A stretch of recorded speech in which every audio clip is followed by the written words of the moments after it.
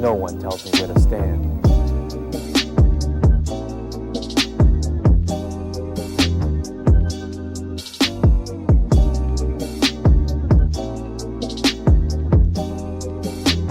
I'm Ed Markey. We're in a dead heat. We know we have to work hard, but we can also feel the momentum. And a lot of what is creating this momentum is our work on the environment, on the Green New Deal. It was just a year and a half ago that I introduced the Green New Deal with Congresswoman Alexandria Ocasio-Cortez. It was bitterly criticized on Fox News by Donald Trump. Everyone called it unrealistic in those camps. But in many ways, it now seems like it was an idea whose time has now come, because the planet is still dangerously warming. There are no emergency rooms for planets. We have to engage in preventative care, and that means unleashing a wind, a solar, an all-electric vehicle, a battery storage technology, an energy conservation strategy for the commercial, industrial, agricultural, housing sectors of our nation. And we can save all of creation by engaging in massive job creation. We can see it now. And what we also said, however, was that we wanted to do it with intersectionality. We wanted to put frontline communities at the front of the line, that we knew that communities of color were always much more adversely impacted by pollution than those who are out in the suburbs. So our goal has to be, yes, to put the Green New Deal on the ballot on September 1st in Massachusetts, then in November, and then next year to have this revolution begin to come to life. So thank you all for everything that you are doing. We just have such a special group of people this evening. And I'd like to begin by introducing my great friend and the founding chair of the Senate Committee on Global Warming and Climate Change here in the state of Massachusetts, our great leader, Senator Marc Pacheco. Are you here, Marc?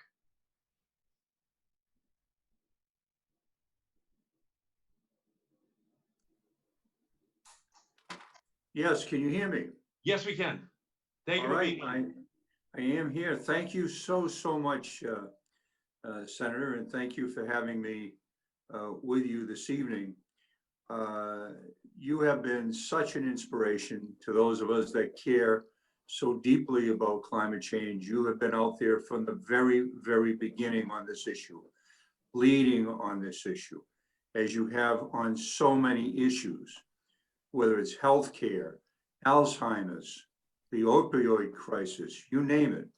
You've been the leader way out front on all of these issues, and you've been delivering on these issues as well. And so that's why I certainly wanted to be here tonight with you and my colleague in the legislature, the Sunrise Movement, and our former Vice President, your special guest, just an amazing group of people that care about these issues. I just want to say to all the people that are out there, let's make sure we vote, that we get out there for early vote.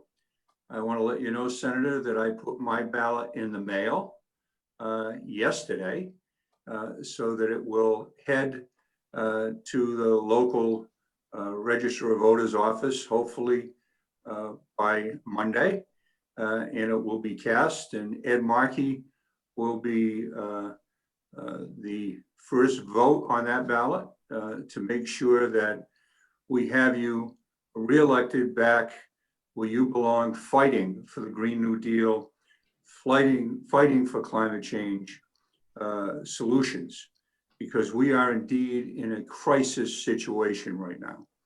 And it's because of your leadership and that of your special guest tonight that we actually founded the Committee on Global Warming and Climate Change in the Senate here in Massachusetts to fight for these issues because it's so critical. It's critical for the salvation of humanity and for our planet. So I just want to say thank you and urge everyone that is watching to get out and vote and make sure we make our vote count to solve this climate crisis before it's too late. We just have to see what's happening right now in California. It is absolutely tragic what is taking place. The cost of inaction on these issues is just far too great. And so thank you very much for your leadership, Senator. I'm proud to be with you and proud to be supporting you in this election. I'm sticking with Ed. Hey, Marc, thank you so much. Thank you for your historic leadership on these issues. You know, we're not just the Bay State, we're the brain state, although we know that the water off the coast of Massachusetts is the second fastest warming body of water on the planet outside of the Arctic. So thank you for your leadership and looking ahead and leading the way. We're proving it in Massachusetts that we can fight this problem and solve it by creating solving it by creating jobs. So I thank you, Marc. You're just absolutely a fantastic leader. Much appreciate all of your support. Well, thank you, Senator. I just want to say again, a lot of people were criticizing us back in 2008 when we passed the Global Warming Solutions Act here in Massachusetts. But as you said, we actually created hundreds and thousands of new private sector jobs in the clean energy economy as a result. But we've got so much more to do. We've got so much more to do. Thank you. Thank you, my friend. Thanks for your leadership. And next, we're going to hear from another great leader here in Massachusetts, Jamie Eldridge, state senator, right now the Senate chair of the Clean Energy Caucus, a tremendous leader on clean energy and climate issues, a real visionary. Welcome, Jamie, and thank you for joining us tonight. Great. Thanks so much, Ed. It's an honor to be here with you. I'm so excited to be part of this Get Out the Early Vote rally and be with so many amazing climate change leaders from obviously Senator Pacheco, Vice President Gore, Varshini Prakash, who actually she and I both went to active Oxford Regional High School, so an AB alum. And I really just want to encourage people to get out to vote early. Early voting began today. Get out to vote early for Ed Markey. And I am very proud of your leadership at the national level. Obviously, everybody knows your authorship of the Green New Deal, but also talking about things like increasing the fuel economy standard, the Energy Efficiency Act, and you are the only legislator to file a comprehensive climate change bill that has passed Congress in our nation's history. And I really appreciate your leadership on that. And similar to what Senator Pacheco said, I can't emphasize enough the impact that your leadership has at the national level on setting state policy. Senator Pacheco talked about the Global Warming Solutions Act in 2008. You know, now we're looking to increase offshore wind. We're looking to pass 100% renewable energy. We're looking to embrace environmental justice, an issue which you've been extremely passionate about. Those things don't just happen in a vacuum. They happen because of your national leadership flowing down to the state level and causing the state legislature to take action to match the standards and vision that you have. But, you know, I also want to emphasize one of the other big reasons I am such a strong supporter of yours is your strong advocacy for civil rights. I remember when you were first running for the US Senate, talking about the fact that when you were a legislator in the legislature, you were one of the few legislators to cast a vote for gay rights. You think about the impact that that has had to the successful battle we had in protecting marriage equality here in Massachusetts. You were an early voice for LGBTQ rights, and your constant support for the immigrant community. I am a strong advocate for making sure that our federal government, our Trump administration, doesn't lead to mass deportation of undocumented immigrants, and having your voice at the national level, pushing back on the Trump administration and talking about the way that immigrant families across Massachusetts contribute to the state's economy is really, really critical. And then the last thing is around technology. You know, Massachusetts, as you often say, we're the high-tech state.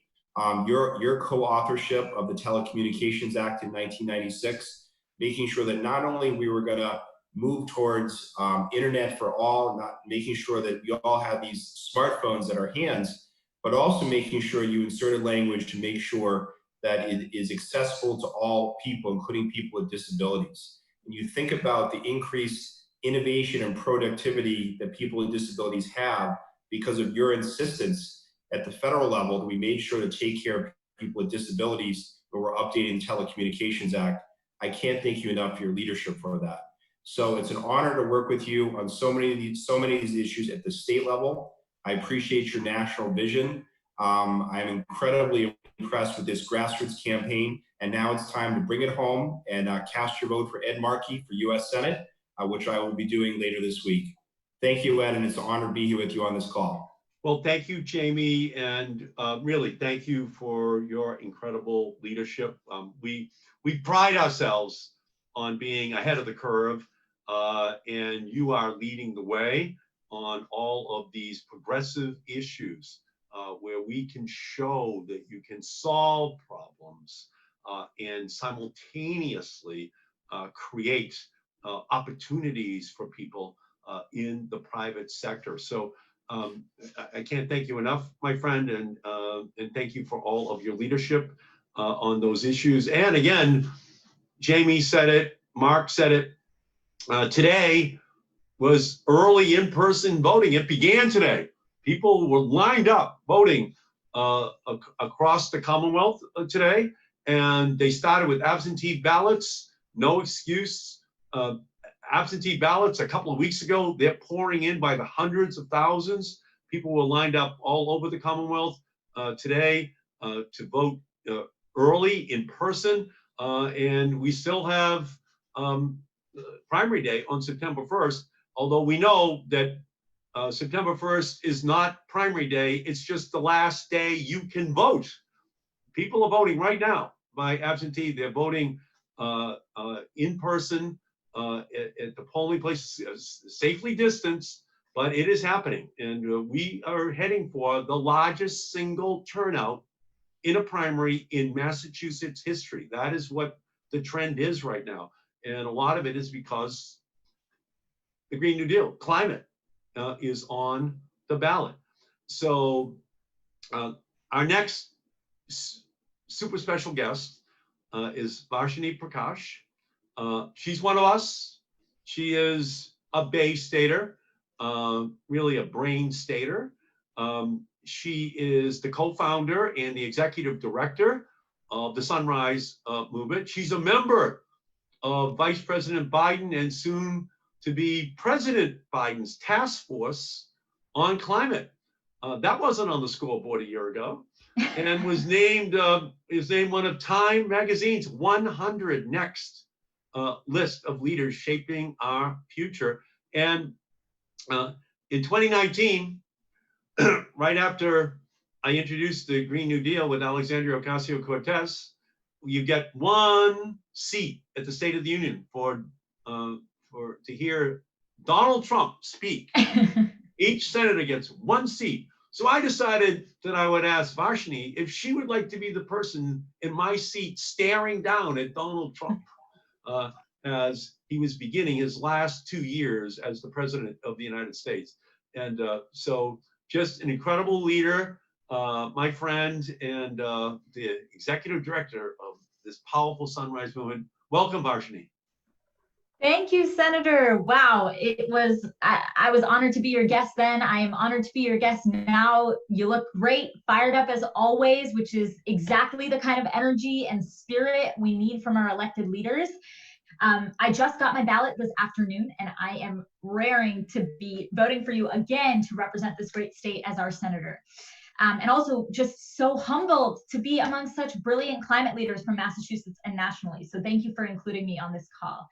And hello, everyone. I can't exactly see you, and I know we're all stuck in this very strange digital world, but there is no reason we can't bring the hype regardless. And there's almost 300 of you on this call. So I want to ask If you are sticking with Ed, can I see that support in the chat right now? And we can feel that energy, even though we're on the computer together. Yes, look at that. That's awesome.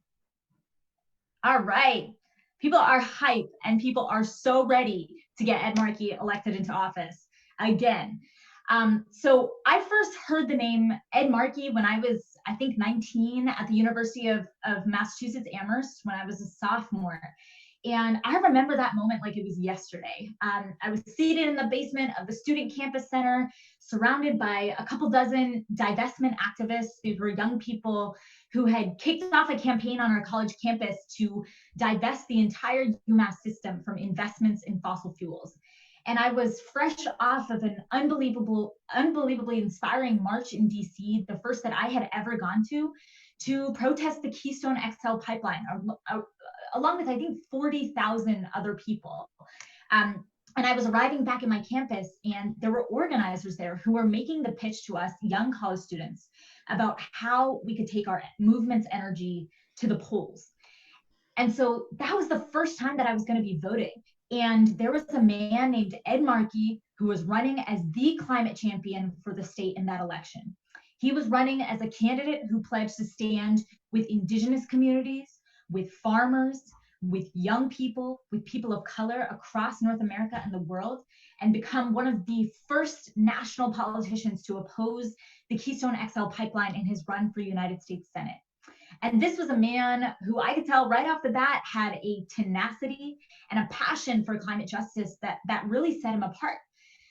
He vowed to be this candidate that stood up and fought for the future that we all need, and throughout his history has been willing to get into a bit of good trouble to get it done, which I think is an essential piece of this whole puzzle. And so years later, I met Senator Ed Markey in person for the first time as his guest to the State of the Union address, as you mentioned, Senator. And I can tell you in that moment, it was clear he is a man that keeps his word to his people. He is the most fearless and dogged political champion for the Green New Deal that you will ever meet. Where other politicians laughed off young people like me and a lot of the folks that I see on this call right now, Senator, you took our call to action seriously. And where I've seen other folks toe the party line and be afraid to speak truth to power, I've seen you, Senator, step out and really stand out as a champion for working people and for my generation. And use the pulpit and years of service in office to actually advance the movement for a greater cause. And so I think what sets you apart in this moment is actually that you are running this election as a movement candidate. And 18 months ago, you took this risk and you agreed to author the Green New Deal, which catalyzed a moment that quite literally, folks, changed the face of politics in America. And when you win 1 week from Tuesday, you're going to be one of the most important voices that we have in Congress to repair the damage that is done by Donald Trump, to push the Democratic Party to be the party of justice, and to really fight back against a climate-denying GOP and in a fossil fuel industry that is so hell-bent on destroying the planet for profit. And I think what's exciting about you that Senator Eldridge also mentioned is that not only are you a leader on climate, but your platform reflects the kind of vision that the next generation really believes in. You support Medicare for all, abolishing ICE and securing a pathway to citizenship for undocumented immigrants. I saw you co-sponsoring resolutions on ending qualified immunity and leading during the incredible uprisings that swept this nation and changed the consciousness of America and also the world. And young people don't live single issue lives, right? We are faced with the crippling weight of so many crises that are hitting at once. The greatest economic inequality in 100 years, white supremacy that has been flared by this president, climate crisis, this pandemic, schools that have become killing fields. And it's now time to re-elect a candidate that sees our struggle and understands the crossroads of history at which our generation stands, and is responding to that with solutions of commensurate scale and urgency. Essentially solutions that turn collective pain into collective opportunity. So Senator, you have always had our back, and now Sunrise Movement and me and thousands of our members have your back every step of this way through this primary. Thank you for being here, to all of you who are here. And I've been seeing in the chat, many of you have been saying you've been making calls, you've been sending texts. That is so, so essential in elections like these that could come down to just a few thousand votes. So every call you make, every text you send, calling 5 of your friends or your family members, and every conversation that we have can really, truly make the difference. Of course, vote, but then you can amplify your power exponentially by getting others to do so as well. So thank you for having me. We are so excited for you, Senator, and we are with you every step of the way. Wow. Thank you, Varshini. And by the way, thank you for all of the energy, Varshini, that the Sunrise Movement has built into my race here. It's college, it's high school, it's junior high school. There are hundreds and hundreds of young people, no matter what stop I go to, from Pittsfield and North Adams all the way here to Winthrop and Lexington.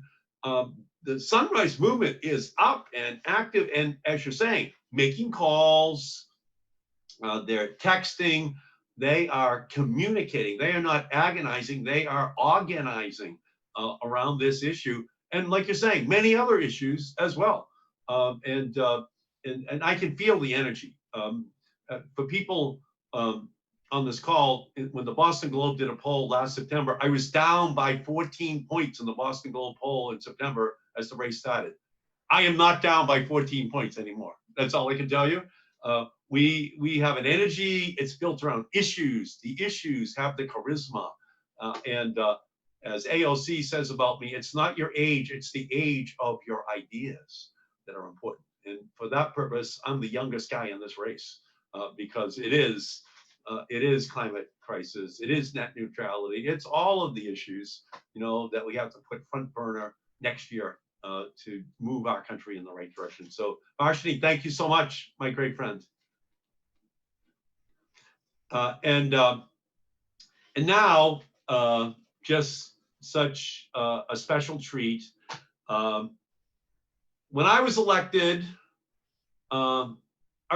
with another young man at the time, and we both naturally gravitated towards a couple of issues, telecommunications and information technologies, and climate and energy and environment issues. And we have been friends ever since. And he is a leader of historic importance on the climate issues. He literally wrote the book on it, An Inconvenient Truth, and he starred in the movie and produced and directed it. That helped to change the whole discussion, not only here in the United States, but across the entire planet. He is the planetary leader on these issues, and my great friend, and such an honor to have Al Gore, former Vice President Al Gore, but more importantly, my friend Al Gore, joining us this evening. So welcome, Al. Well, thank you very much, Ed. I hope that I'm coming through here. We're all adapting to this virtual world, but thank you very much for your generous introduction. And I'm excited about your campaign, Ed, and what you just told these folks about our friendship. I want to add to that. You know, when you work in any profession, and it's certainly true if you serve in the Congress, you make a lot of friends, but typically the number of really good close friends you make is a relatively small number. Ed and I were like that, and we still are. And but I'm not here simply because of our close friendship. I'm here because I've had the opportunity to see Ed Markey provide outstanding leadership, brilliant new ideas, effective strategy, and dynamism and energy to get things done that need to be done. I've watched him and listened to him as he has been a leader on climate, on the environment generally, as he mentioned also telecommunications, a bunch of other issues. And it has always struck me that this will sound like a cliche, but I want you to hear it the way the words convey this meaning. He has always put the public interest first. He has always been a fighter for the people who most need someone to champion their interests. And I'm sorry if some of that sounds like political talk, but I'll tell you, serving the Congress and you watch it, it comes to have a much deeper meaning. We need Ed Markey's leadership in the United States Senate now more than ever. The years just ahead are going to be the crucial years in which we will either pass the key elements of the Green New Deal, and whatever label you want to use. I've endorsed the Green New Deal, as Ed has, and I'll circle back and say just a word more about it in a moment. But these next few years are going to be the opportunity to really get this done. The lots of things are moving into place. We have the momentum behind us, but we need the leadership in the Senate from people who actually really know the issues well, who have the experience and know how to get these ideas enacted. And that's Ed Markey. Now, let me pull back just for a minute and set the stage for this event and the contest of which it's a part, and the election this fall that is absolutely so crucial. Today, we are seeing record-breaking high temperatures in places around the world. A few days ago, what might be the hottest temperature ever measured on Earth, 130 degrees, was measured. Now, it was in Death Valley for sure, but probably the hottest temperature ever measured. Just a few weeks ago, the hottest temperature ever measured above the Arctic Circle, more than 100 degrees Fahrenheit above the Arctic Circle. We're seeing droughts in parts of Eastern Europe, the worst droughts in at least 500 years. And I could go around the world and point out similar examples. California, once again, the fires are back. Hundreds of fires. Another fire tornado. One occurred last year. It's a strange new world when the weather forecasters come on and say, well, we have conditions that are leading us to predict a fire tornado. It's absurd and dangerous that we are allowing these events to take place. Hurricanes. There is not just one, but two storm systems predicted to develop into hurricanes on the way to the United States of America, due to arrive and hit the coast the same exact day. I sometimes say, every night on the evening news is like a nature hike through the book of Revelation.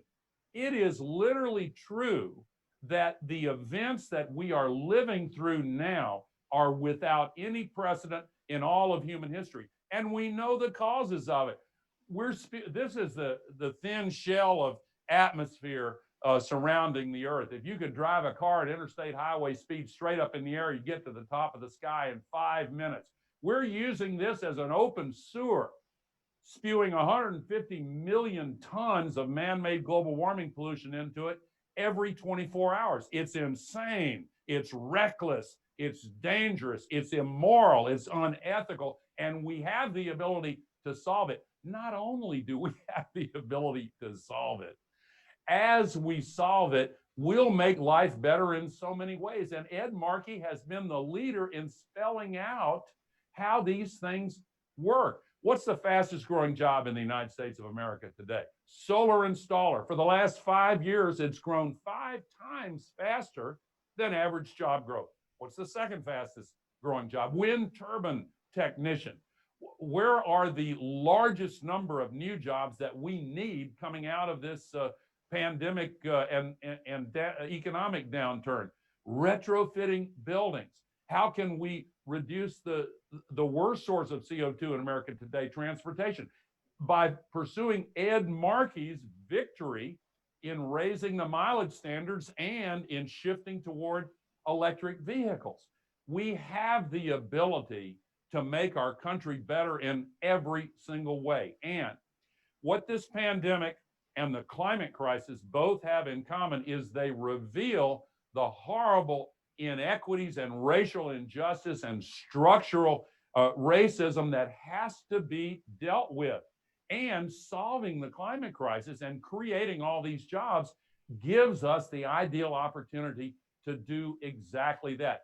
Burning fossil fuels and putting the pollution in the air not only causes the global climate crisis, it also creates a precondition for higher death rates under COVID-19. And researchers in Massachusetts are among those who have told the world about this truth. So elections are the time when we make choices. We really are at a fork in the road. And when we approach the next Senate, the next Congress, and the next administration, hopefully, I'm knocking on wood here, we have to have leadership to move forward quickly and boldly with intelligence and creativity and courage. And that's Ed Markey, and that's why I'm so proud to support my dear friend Ed Markey. Good luck to you, man. Thank you, Al. And could you just talk about the alternative? Trump gets reelected, and the United States is still on the sidelines in terms of what message that's going to send to the rest of the world. Well, we can't allow that to happen. And I was so happy with the success and the eloquence and the inspiration of the convention week that has just concluded. And I'm optimistic, but we have to make that happen because were the incumbent to be reelected, it would be really a dark day in so many ways. You know, you have done such a great job, Ed, during the time when we've had to put up with this guy in encouraging states and cities and businesses and grassroots organizations to carry the ball in spite of the fact that the current president won't do it. We'd have to continue that kind of thing, but the world needs leadership. And the United States is still the only nation that is capable of providing the kind of leadership that the world needs. That may sound like, you know, a prideful U.S. citizen statement, but it's true. No, there is no other nation that can do it. So we have got to win this election, and we have got to have the people who know what they're doing in the United States Senate to help our new president get all this done. And if you could just talk a little bit about the job creation potential. You talked about wind, you talked about solar. Can you just expand a little bit about how much this could be a part of a recovery from the greatest economic crisis since the Great Depression? Absolutely. Well, let me circle back to the third element that I mentioned, which is retrofitting buildings. About 25%, and you know all these statistics as well or better than I do, Ed, but about 25% of all the global warming pollution in coming from the United States and coming from other countries around the world can be traced back to inefficiently constructed buildings where the company or the individuals that built that structure were trying to do it as cheaply as possible because it's a competitive marketplace. And then the person or company that buys the building or leases the building finds out, oh my gosh, they didn't put in the right kind of insulation, LEDs, the best windows. And so these monthly energy bills are just ridiculously high. And so that is an opportunity to go in and create a win-win solution where you put people to work retrofitting these buildings, individual homes, commercial structures, industrial structures, putting in the right insulation and lighting and windows, etc. And it pays for itself over a few short years, 3 to 5 years, and it puts millions of people to work in jobs that by definition cannot be outsourced because they are located in every community in the Commonwealth of Massachusetts and in every state in this country. And that's an enormous number of jobs, and we're going to need to create those jobs, because a lot of the ones that have been temporarily lost during the pandemic shutdown and slowdown, unfortunately, some of those, the economists are telling us, may not come back. And we have got to create a lot of good new jobs. Final point on this, Ed, goes far beyond retrofitting buildings or electric vehicles, which are going to take over, or renewable energy. We are in the early stages of a sustainability revolution based on artificial intelligence and machine learning and other technologies that give executive teams the ability to manage electrons and atoms and molecules with the same precision that the IT companies have used in managing bits of information. This sustainability revolution has the magnitude of the industrial revolution coupled with the speed of the digital revolution. But in order to unlock all of those opportunities and those millions of new jobs, we have to have leadership willing to abandon the destructive policies of the past, like subsidizing fossil fuels. The world subsidizes the burning of fossil fuels at a rate 38 times greater than the meager encouragement to speed up the shift to renewables. We need to change those policies. And we know how to do it because you have written the blueprint with the Waxman-Markey bill, with the Green New Deal, with the vehicle standards, with numerous other pieces of legislation. You've got this encyclopedia of solutions to the climate crisis, and all of them create jobs. So can you give the message? We have 600, 700 people on this call right now. They're activists all across the Commonwealth. They care about this issue. We have 10 days left to go until primary day. What is your message to them as we're coming into our primary and the election in November? Vote for Ed Markey and vote early. Today, if I understand it correctly, is the first day of That's right. of early voting. And you know, if you've got mail-in voting there, do that early, so that Trump's trying to put his knee on the neck of democracy by taking the mail sorting machines out and delaying the mail. If this keeps up, we're going to have to mail our Christmas presents in October to avoid his war on Christmas. So vote early and mail-in vote early if that's the option that you choose. Now, I'm not speaking against anyone. I'm speaking for Ed Markey. And I'll say to all of the 600 some odd who are listening and watching, Ed is the real thing. He cares about these issues. He cares about this country and our world. And he has devoted the time and energy to understand how we can solve our problems. And he's diligent and industrious and hardworking. And he brings his experience in getting things done to the Senate chamber and works with others to pass legislation. I hope we'll have a Democratic president. Whether we do or not, we need Ed Markey to continue leading the way in solving the climate crisis. Look, if we don't solve this climate crisis, then over time, nothing else would matter too much. I know that sounds extreme, but that's what the science tells us. And yet, the word crisis comes from the Greek crisis. I heard this the other day. It's a turning point between life and death. It originated as a medical term. Well, we're at a fork in the road.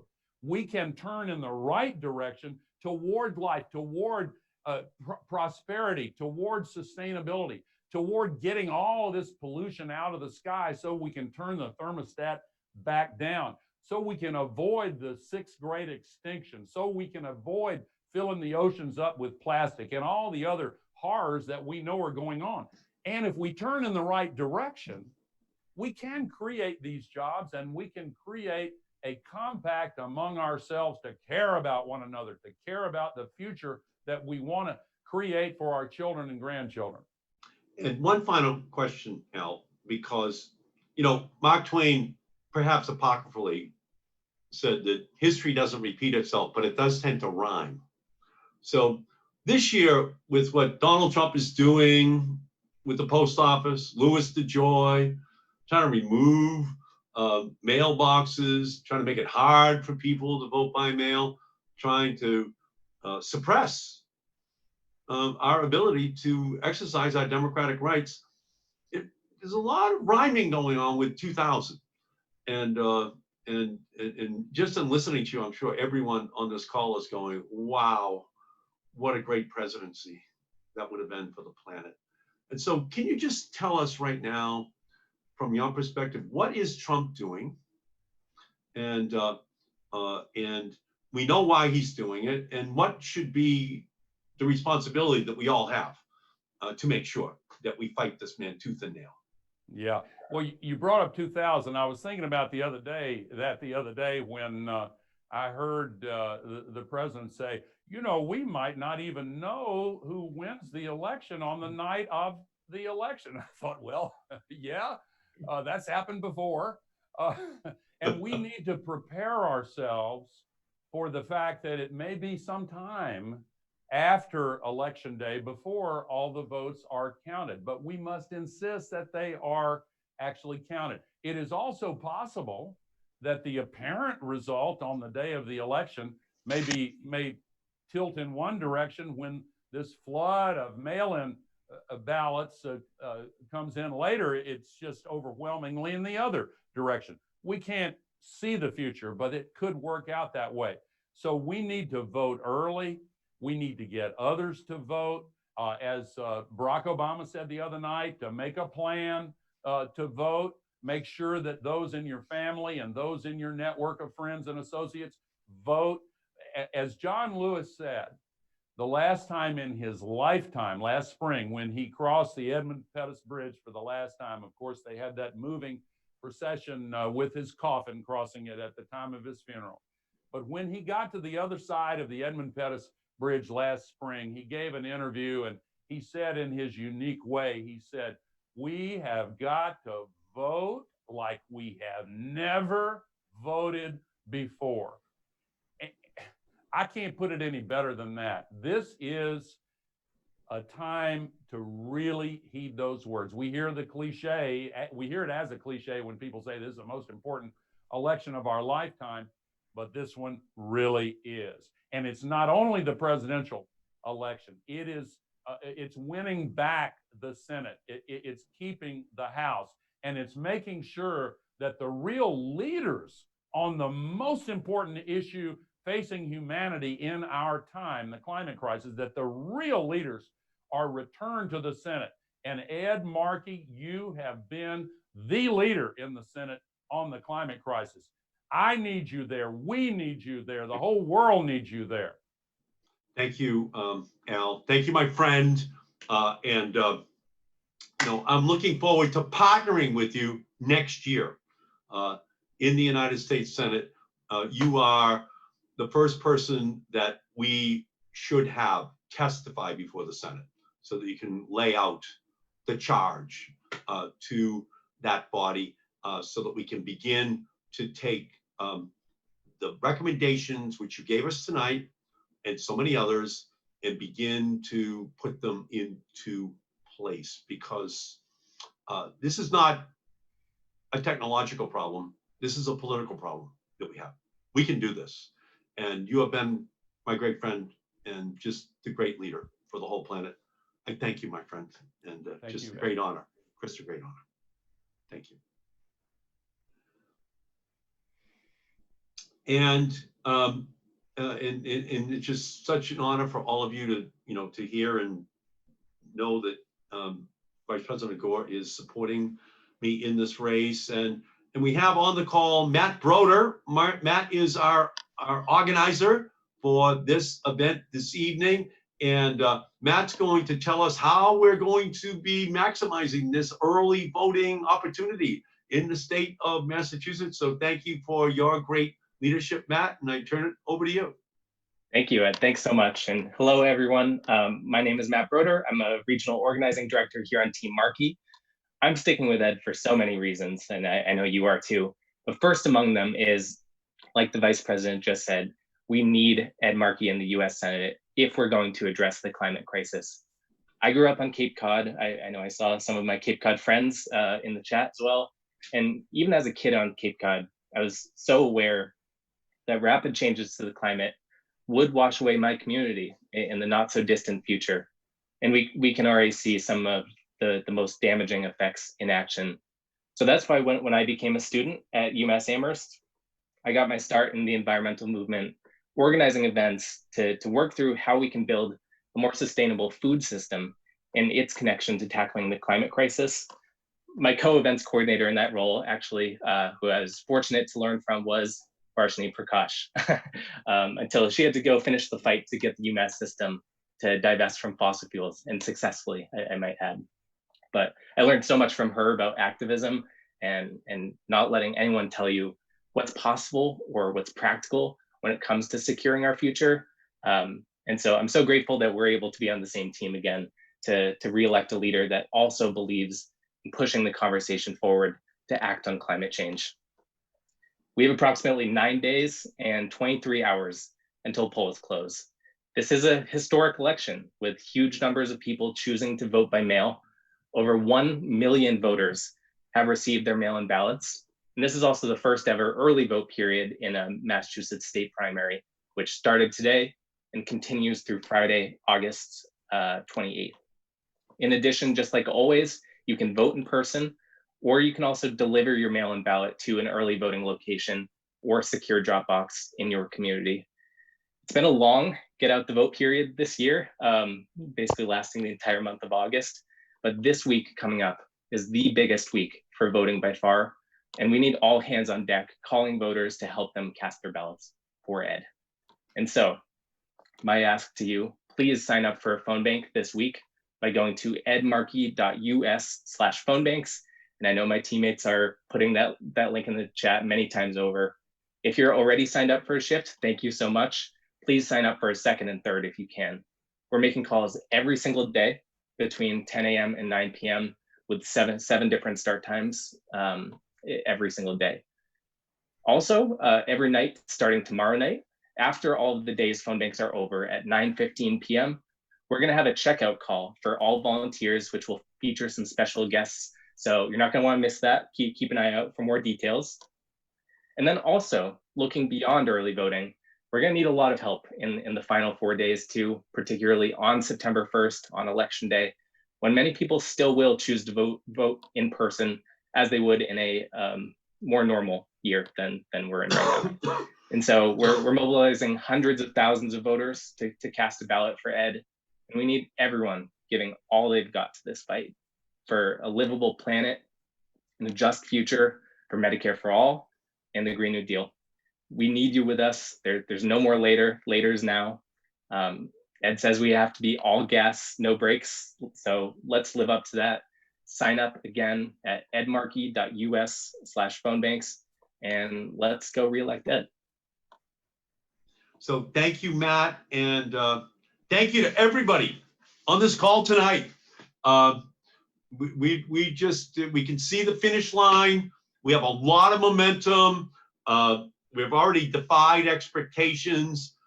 We've basically said that we're not going to try to create a moment on the Green New Deal. We're going to create a movement, and it's on that issue, but it's on Medicare for all. It's on net neutrality. It's a pathway to citizenship for all 11 million immigrants in our country right now. It's criminal justice. It's healthcare justice. It's economic justice. It's all on the ballot. And I am running as the progressive candidate in this race. We need your help. Let's just make sure that we continue our efforts to get people out to vote early and safely, and to make sure that we're organized for primary day itself. And we're going to need your help to do that. So thank you all so much for everything you are doing, and thank you for what I hope that you are willing to do over these final, I think Matt said 9 hours and 9 days and 23 hours. Thank you all so much for joining tonight.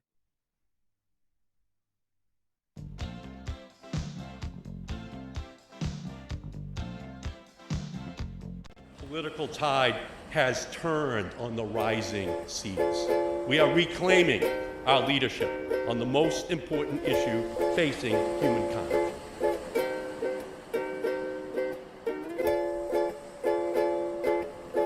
We can deliver a Green New Deal for America.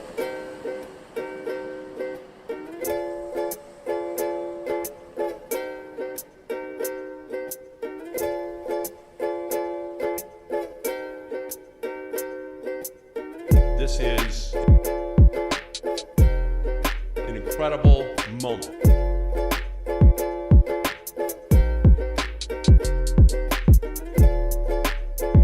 All of the supporters who are here today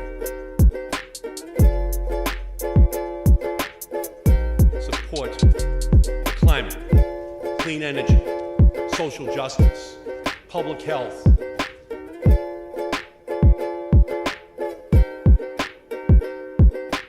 We are talking about repairing the historic oppression of frontline and vulnerable communities. The most powerful movement organizing in the United States today. Grassroots organization. We can deliver a Green New Deal for America. We can deliver wind, solar, offshore wind. It will only be through an historic, generational commitment to end climate change that we create the kind of democracy that works for all Americans.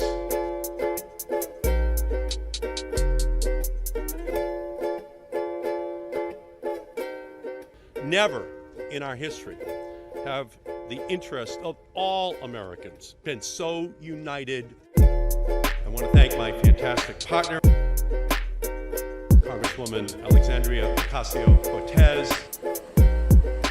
We will save all of creation. Our energy future will not be found in the dark of a mine, but in the light of the sun, of the sun, of the sun.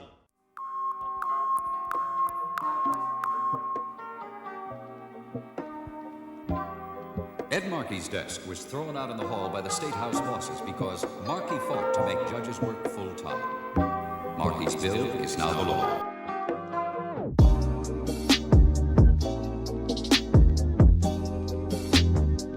Ed Markey's desk was thrown out in the hall.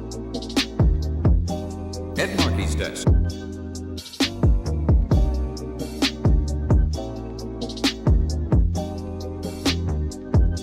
I'm Ed Markey. Fairer taxes, more jobs, better health care.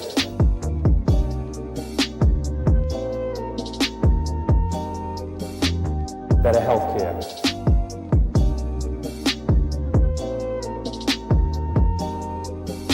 More jobs.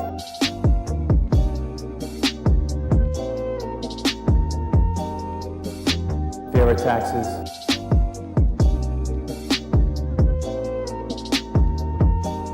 I'm Ed Markey. Tired of watching people suffer while politicians make their backroom deals.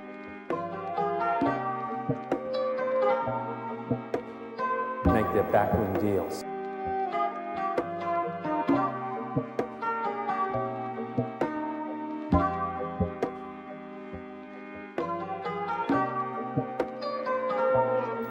The bosses may tell me where to sit. No one tells me where to stand.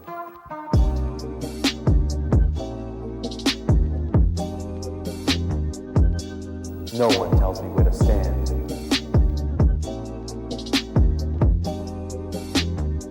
No one tells me where to stand.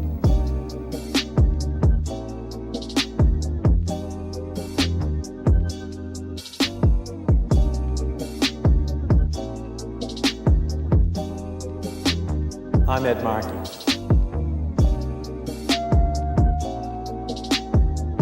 No one tells me where to stand.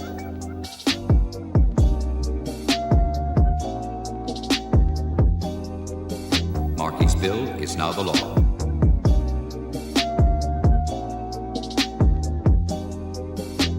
I'm tired of watching people suffer. Markey's bill is now the law. I'm running for Congress because I want to fight for the principles that I believe in. Fairer taxes, more jobs, better health care.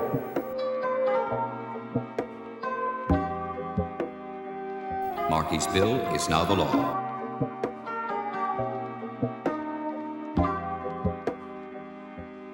Ed Markey's desk was thrown out in the hall by the State House bosses.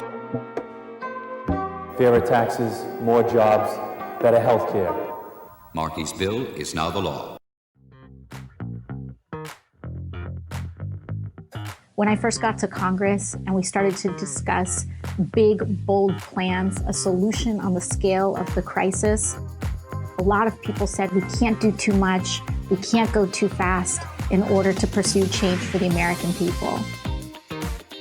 Ed Markey was one of the few people that had the courage to stand up and take a chance on a freshman congresswoman and on this plan. I am proud to enthusiastically support and endorse Senator Ed Markey for re-election to the United States Senate. Ed Markey is a strong progressive champion for working families and one of the strongest progressives that we have in the United States Senate. In a time right now when we have to have conversations not just about holding this administration accountable, but changing the Democratic Party for the future, Ed Markey has a very critical role in making sure that climate change as well as healthcare and beyond are critical core issues in how we fight for working people and working families in the United States.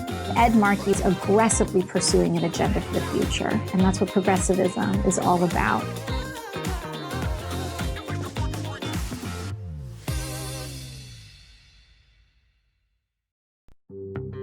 There's an invisible contract we all signed at birth, a promise. Every hour we work means longer days of freedom and security. It paved the road in your neighborhoods, and it added up to a country. But when crisis hit, Trump's government abandoned America. We asked what we could do for our country. They looked for what they could take. But there's a truth written in every history book. If you break the sacred contract, the people make a revolution. All across America, the essential people are demanding a new deal. Well, they call me the deal maker. Ed Markey's desk was thrown out in the hall by the State House bosses. Markey's bill is now the law. I'm Ed Markey. I'm running for Congress because I want to fight for the principles that I believe in. The bosses may tell me where to sit. No one tells me where to stand. My father was a union leader.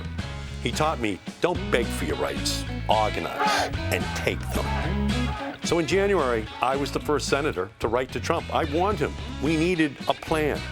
I talked to the Democrats and the Republicans. I told them, we've got to save the fishermen. A month later, we had $300 million for our fishing industry. Trump wanted to cheap out, but I helped negotiate $600 a week for any American struggling to find their next gig. They thought the son of a milkman couldn't learn the rules. I made new ones. I don't need to get on the phone and talk to lobbyists to know what working people think. I get on the streets and I listen. I've got a question for 1 million people. Do you want to freeze the arms race?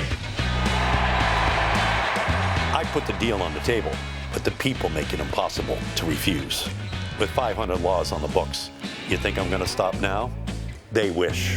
Green New Deal. Congresswoman Alexandria Ocasio-Cortez and Senator Ed Markey introduced their Green New Deal to stop climate change and create millions of good jobs in the process.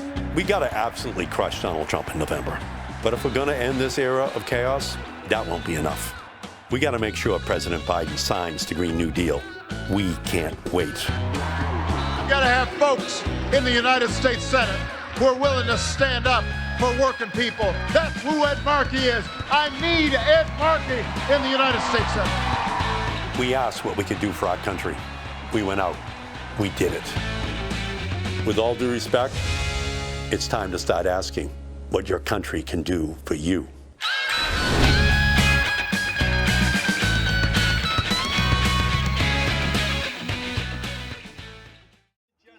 if it's just, he will fight for it because he knows justice doesn't age.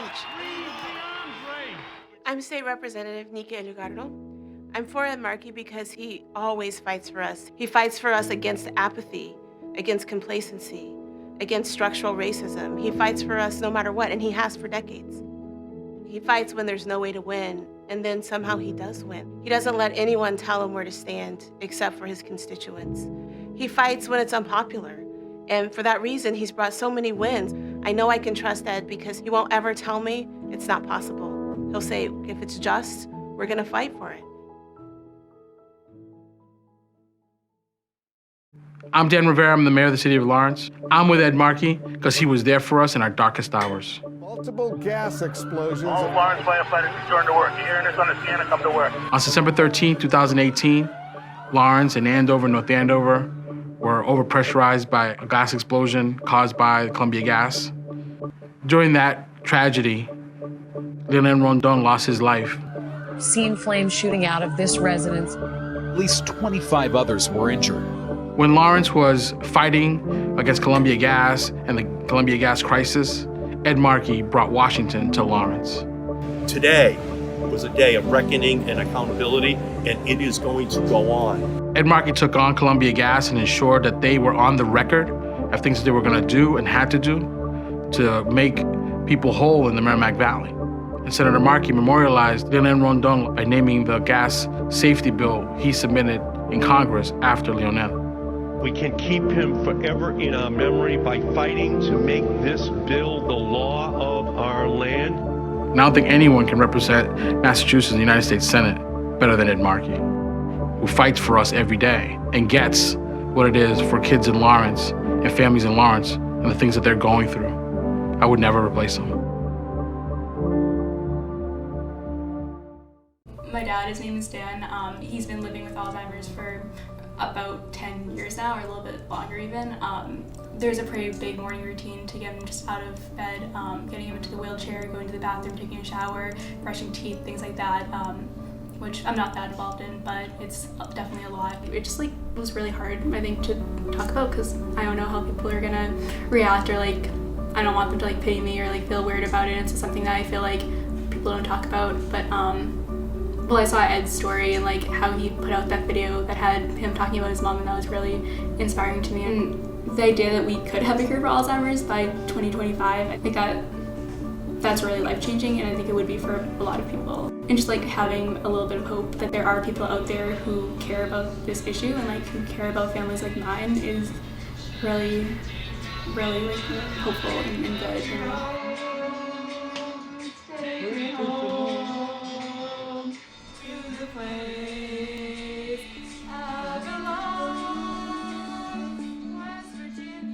There it is.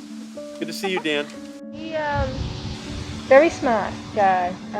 He loved to travel. He was lazy when it came to projects in the house. He wanted to just be out all the time and do his thing. He loved music. He still loves music. He took Amanda to her violin lessons when she was 3 and then switched over to the piano when she was 5, and he was the one that took her. He liked being out. He enjoyed life. He did some trials over at McLean to try any medication that might help him. He was actually in a trial when he fell down the stairs in 2014, and then we ended up in a nursing home, hospital, nursing home. So that lasted a few months, and then he couldn't walk, couldn't use his hands. I had quit my job to take care of them, and then I've just stayed home since because, it's a full-time job. It's a full-time job. How much help do you get? It depends on the day, maybe 5 hours, 4 hours. It depends on the day, Yeah. It varies. Well, for 20 hours, it's you.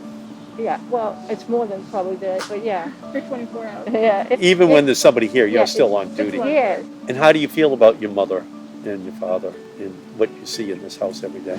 I love and appreciate them so much. I'm really grateful, I think, for our family. We're pretty honest. I really stress honesty. This is what you're supposed to do in life. This is what I teach them, and I think it's a good thing to see. It's a good lesson. My mother had Alzheimer's for many years, and she was a brilliant woman, like Dan. Mm-hmm. She could do calculus for fun, even though she never had it. And now, how did she get diagnosed? Was she having symptoms? Well, she started to do funny things, say funny things that you tried to ignore. Right. And it was Dr. Groden at Mass General who gave the test to my mother. And even there, we were in a state of disbelief. I would say it was 3 years Before she was diagnosed. into it, yeah. My father said, Eddie, it was an honor that your mother married me. It was an honor. And so he was a great man, and you're a great woman. And you have a great family, I do. who are supportive of you, doing this. And I appreciate your story. The thing I always tell Dan when we're talking is that you take care of me and I take care of you forever and ever. That's what we're here for. Yeah, it's a love story. Yeah. That's what your story is. It's a love story. It is. It's a beautiful story. It really is. And he knows he's loved. The thing about Alzheimer's is that unlike other diseases, it's the one disease where the person who has the disease cannot advocate for themselves. They can't march as part of a survivor's march because there are no survivors, right? And so I see it as my job to create the program to find the cure.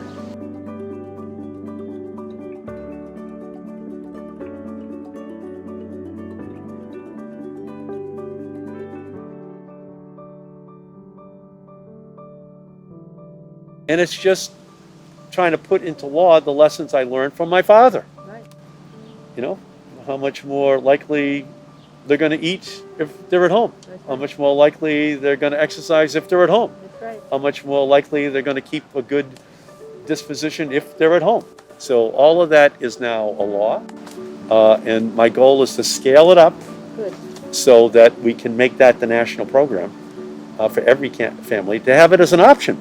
And you're just a perfect example of how much you would benefit if there were even more resources helping you, huh?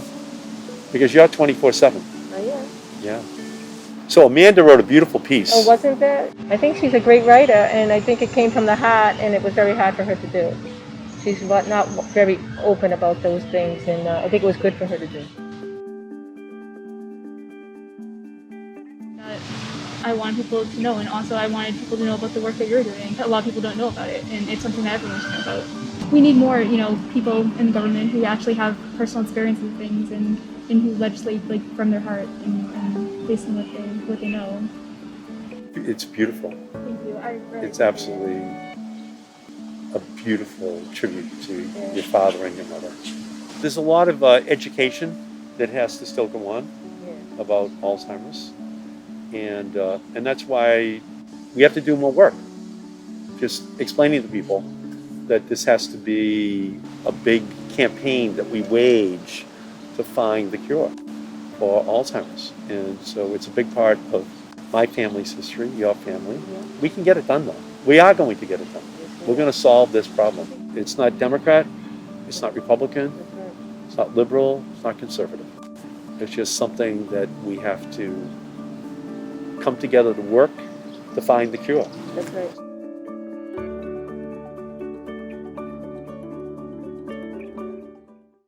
My name is Doris Bunty. I am a former state legislator, and that's actually how I happen to know Ed Markey. As a freshman class, I think that we were unique. Certainly one of the most crucial votes that was cast during that session had to do with the fact that the Boston's black community had been gerrymandered into 5 districts. A lot of people I know had been talked to about not voting with us, and I'm sure Ed had a hard time. The leadership tried hard to persuade them not to vote with the Black Caucus. But in any event, Ed came through. Ed voted with us, and it was remarkable. We won. Not very often did we win, but when we won, it mattered.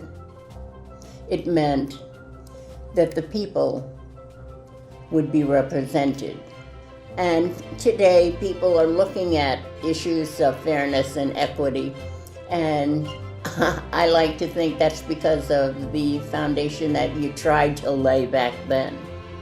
We still have a long, long way to go, but with supporters like Ed, hopefully we'll get there. One of the things that Ed does is he looks at his legislation, and it's all pretty futuristic. I mean, that's what I like about the way he's doing his job. Green New Deal, that matters. I think of it in terms of my grandchildren, my great-grandchildren, and my great-great-grandchildren as the beneficiaries.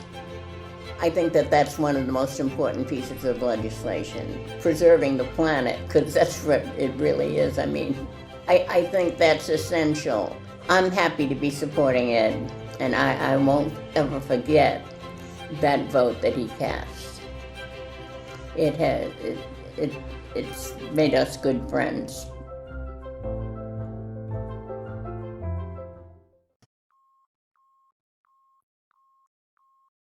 Ed Markey's desk was thrown out in the hall by the State House bosses because Markey fought to make judges work full-time.